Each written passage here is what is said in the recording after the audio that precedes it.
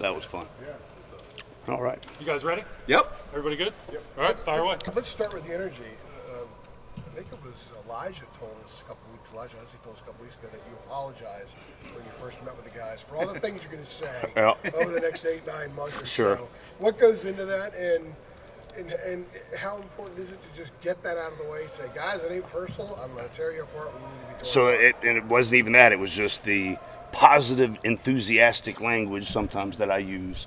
It's always to build them up and exciting, and we have a really good time in our unit meetings, and they've just been an absolute joy to coach. You see Elijah's out here with Ship getting some extra work in afterwards. I mean, it's just he's a big-time player, and having him back out on the edge, he had to play star last year a bunch, and now he's played almost pretty much 99% corner throughout the spring, and he's been really good for us. But just the bond that we've been able to create, the closeness in a short amount of time has been really cool. With all your different experiences, when you've gone in and you're changing culture a Sure. little bit and you communicate a little bit differently, I'm sure there's a point where you see where each unit gets it, where they Right. sort of connect with it. Is this unit at that point where they get it so far? They're fully connected with your style and approach? So I think 2 Thursdays ago, we had we had a really good practice, and you could just see the confidence and the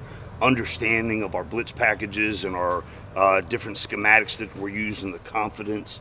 And then you saw it a bunch today as well. We shut some guys down early, but you could just see them flying around, being confident, communicating at a high level. And then whenever guys made big plays, celebrating together, having fun with it. And it's been a great journey. But I do want to appreciate Coach Chizik and all that the guys know about football. The schematics, the techniques, fundamentals, schemes. It is a very, very, very highly football intelligent group, and that's not by accident. I've been able to inherit some really good coaches on the staff, and the efforts that Coach Chizik put in, just schematically, and the mentality of understanding schematics has been something that we could really build on, and then just bringing a little different vibe or a edge or whatever it can be, hopefully it'll continue to grow all the way until preseason. Geoff, was that talking about that one Thursday? Mac told us he thought the offense might not have got a first down one of those days. Was that in any way a wow moment for you in terms of seeing the development happen in real time? Yeah, I mean it was a fun practice, and the interesting thing that I was able to show them afterwards. So right now when practice ends, our sports science people, our strength staff, takes all of their catapult data and they run the numbers. And by the time I get back to the lab, that data is going to be on where I sit in the lab. And that day was the highest speeds, highest player loads of the first 5 practices. And I explained to them, it's not necessarily the schematics that are making this the possibility to be really successful. It's how we're playing the game, with the energy and the speed and the effort and flying around, and just being able to show that. And then maybe a practice that we didn't have that edge, we didn't have those same results, and then I show them the numbers relative to that as well. So Are those results, I'm sorry, real quickly, are those results great communicators?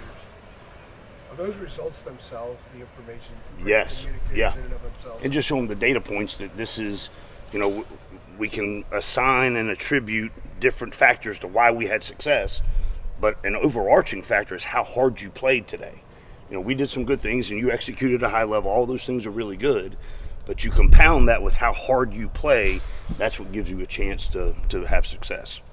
Yeah, we were talking to Cayman the other day, and he was obviously, he was saying that before he had his surgery, he was kind of staying around to get some of the installs and things like that. How, I guess, crucial was it for him to, kind of be around for that period before, obviously, he's going to be out for Sure. Yeah, he's been amazing. We've got some amazing guys in the group, but he stands out. He was one of the first guys I talked to when I took the job.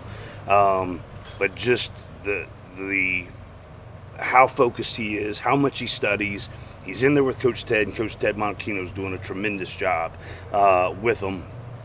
But just how much he pours into it to want to be great, and it's going to pay off. And I appreciate him for going through that period with us and getting us really, I think, what was his last practice? Saturday? Yeah. Saturday was his last practice, and he did great, and just excited for him. And Des Evans on the other side and Bo Atkinson. Those are three really good players. Who are some of those guys at that Jack, or I guess now rush position Sure. with Cayman out that you kind of see? I know you mentioned Bo, but who are some of those other guys that you kind of see filling in and stuff? So we've played Des there some as well. So him and Des and Bo have been on the field at the same time when Ruck's been out. There's some certain packages that Des will play that, and Ruck will play a different position as well. So we have all five of them on the field, or all three of those and the two inside guys. Tyler Thompson has stepped up. Jabron Harvey has shown some really good things. The two freshmen, Daniel Anderson and Curtis Simpson, they've had a chance to elevate their reps and have done some really good. They got a ton of reps out here today, and so we're excited about that position, that room as a whole. Geoff, 10 practices in, how do you characterize what you see with this defense now? Yeah, I think they're understanding the schematics. They're understanding the families that we do our different packages in, so we're able to build off of that moving forward. But just the way they're playing the game, playing fast, playing physical, flying around all over the field, creating turnovers. I think we had 7 yesterday. Created 7 turnovers yesterday. I think we had 1 today during the scrimmage. But just creating turnovers, getting the ball, and that is a byproduct of playing really fast, flying around. We want to play a lot of guys, and just finding the guys that can, if we can have 22 to 25 guys that are rolling through on defense, then I think it's sustainable, the effort throughout a game, and the effort sustained throughout the season as well. So we're working really hard to find those guys, who those guys are. And what we did today is we threw a lot at them. I mean, so Saturday the ACC network is here, so we'll probably be a little more base in what we show on TV. Just play sound, good fundamental football, play really hard. So today we did a lot of pressures. We put a lot of people. I tried to put a lot of people on islands today, and just to see how they handled one-on-one situations. And so there were some good matchups today, and I thought the receivers did really good. Our corners won some, the receivers won some, but was intentional about putting them in those kind of stressful situations to see who can be in that 22, 25 guys that are going to rep on Saturdays for us. There's been conversations with Travis. Mac was telling us about him kind of living up to what the potential is. You weren't here the first 2 years, but I'm sure you've heard about how things went. Where is he right now, and maybe quickly climbing that scale? Sure. That's our understanding, is that he is actually finally doing that. So where is he? And I've been blessed to coach some big-time defensive tackles in my career, and Travis Shaw is as physically gifted as them. And he's come to work every single day with a great attitude. He plays really, really hard. He's playing with technique. He's playing with fundamentals.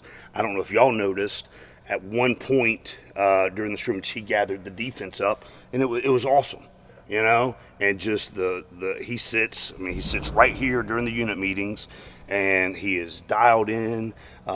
He's a great young man. He's a great player. But he's actually playing the game the right way right now, preparing at a high level, studying the game plan or the schematics that we're doing, and I'm really proud of him. So, and I told this story to the players. So at nighttime, so my wife and daughter, still back in Atlanta. So nighttime, I usually tell her stories. Well, she wants to know about Daddy's football players. So I'll tell her about 3 or 4 of our players a night, talk through, and I go numerical order, and I talk through the guys and tell them about the guys, where they're from, what position, height, weight, all those kind of things. With Travis, I can only talk about Travis, because that's going to take me a while to talk through with his personality, just his spirit, and I think Javari Ritzy's playing at a really high level too, and Scoob, Kevin Hester, is playing at a really high level too. I mean, he's a very strong, physical human, and he's just doing a really good job for us in the middle. And having those 3 guys rotating, and then we got to find out who the next one will be: Joel, Rodney Laura, those guys that are in the mix on the inside as well. Did you recruit Kevin when he was in high school? Because he started playing that spring. Sure. In his junior year. Did you have much interaction? It's the whole recruiting process when you're head coach. It all runs together. So I can't remember. Geoff, I wanted to not to belabor Travis, but I did want to ask you about him too, because like AJ was saying, we've heard some pretty positive Sure. reports, Yep. and first he came in with such hype Right. about himself as a high school player. What have you tried to tell him? Because Mac was saying that he's had some good talks with Monachino, with Brian Sure. Simmons. Yep. Like, what do you want Travis hearing from you? Well, one of the biggest things is with all of this is the relationship piece. I've tried to go out of my way to build relationships with these guys because I want to know them. If you're going to coach somebody and you're going to get the most out of them, you need to know, what makes them tick and who they are. And I think just having the relationships, having a good relationship with Travis and being able to find, his motivation, where his buttons are, all those kind of things so he can get the most out of his God-given ability. I think that's the huge piece. And then I think Coach Brown, it's such an honor to get to work for him, but just the people that Coach Brown has surrounded these players with is amazing. And the level of care that each individual that is in this organization has for our players, from the nutrition staff to the training room, the strength and conditioning, the player development office. I mean, it's special. He's a Hall of Famer for a reason, and just surrounding the guys with positive people is just awesome. Communication staff. 100%. 100%. My bad, Jeremy. Also with Travis, obviously very vocal guy, especially today. How much do you see, I guess, his vocal presence also kind of being asked? You mentioned when he was gathering guys together. Yep. But how much of a Yeah, he's awesome to be around. So we do a thing on scrimmage days where we'll have unit meetings, and at the beginning of unit meetings, usually I'll just start and go through the awards from the previous practice, whatever. But on scrimmage days, we start the thing off. You've got to find 3 people that aren't at your position and dap them up and give them some love. Well, Travis does every single kid on the defense. I mean, he's dapping up the coaches, the GAs, every single player. So he's just a fun energy and personality to be around. Who is the voice in the defense? Power Eccles. Power Eccles. He's awesome. And learned from Cedric Gray last year. Sure. Power early on wasn't super vocal. Sure. So how have you seen that since you arrived? Yeah, he's awesome. And this is a little side note, but we started, yesterday was my birthday, and we had a unit meeting, and right when I started the unit meeting, Power had them all sing happy birthday. It was a cool moment. But he's the one that breaks the defense down at the end of every meeting. He works so hard. He's so driven. He's so focused. Him and Kamen do a great job with the mentality, the mindset, the focus of the entire unit. And I think one of the guys that's emerging as well is Des Evans. As a presence, as a leader, he's playing really hard.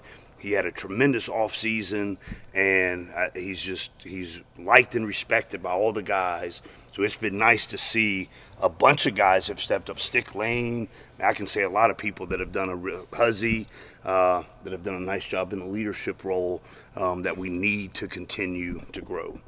In your defense, Geoff, if you were a corner or a DB, do you have to be ready to get in there and harass the quarterback? I mean, it looks like those guys. Sure.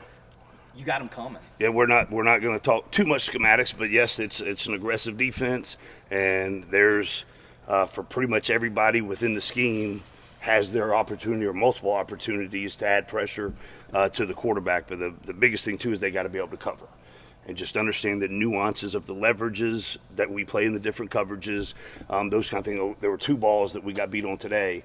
It was just pure leverage by the young guys, and then just understanding the seam divider rules, all those kind of things. It takes time, and as multiple as we are, but they'll get it because they're talented enough to do it. But there is my job, the way I see it as a coordinator, is to constantly move stress around. I don't want one position or one guy to be stressed out 70 plays of every game. So my job, the way I see it, is just moving that stress around and making sure the guys are in the right spot and taking stress off of them so they can make some plays. And maybe along with that, do you see, I understand it's April 11th or whatever Sure. it is. I mean, do you see the pieces, do you think you have the pieces to pressure I do. the way you want to? I do. I do.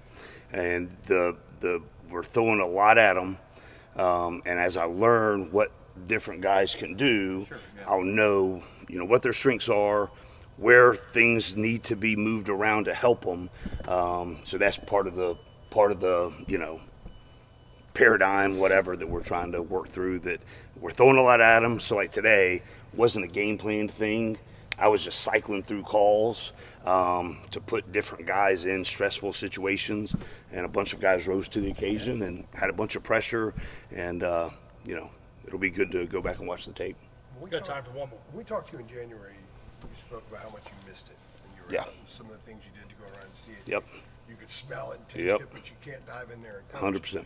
Now that you're, 4 months in, I guess, 10 practices in the spring. Right. How much does that kind of reinforce how much you missed it last year? And how did maybe missing it help you? So I'm very appreciative of every single day that I get to come in here and work for Coach Brown and be around these guys, to be in the lab. I mean, I have a blast. There's like 10 of us that sit in the lab all day, every day, and watch the practices, watch old tape, watch our future opponents' tape, all those kind of things, and just sitting there and talk ball.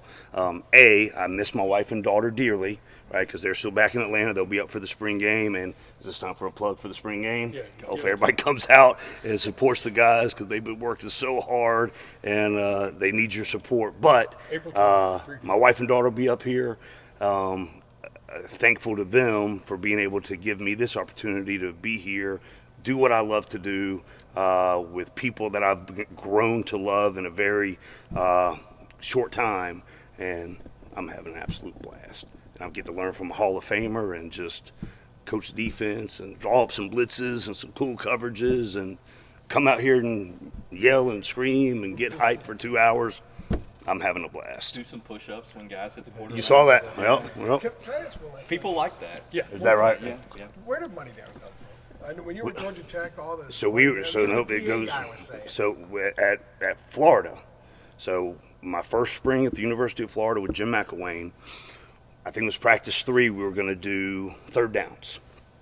And Mac was like, we need to come up with something cool, something that makes sure guys understands the situation, all of these things. So this was Jim McElwain saying this, and I go in there and I just start bouncing it around. I'm like, well, let's go out there and call it money down. Let's make some signs. I think somebody still has the original money down sign that was drawn in Sharpie, and it just kind of took off and has followed me wherever we've gone. And the emphasis on it around here is huge. I think in the scrimmage Saturday we were, 15 of 20 getting third down stops. So it's, winning on first down, winning on second down creates good third down opportunities. We're ahead of the sticks, and so we're working on that every single day. But that's where it started, University of Florida. Yep. All righty.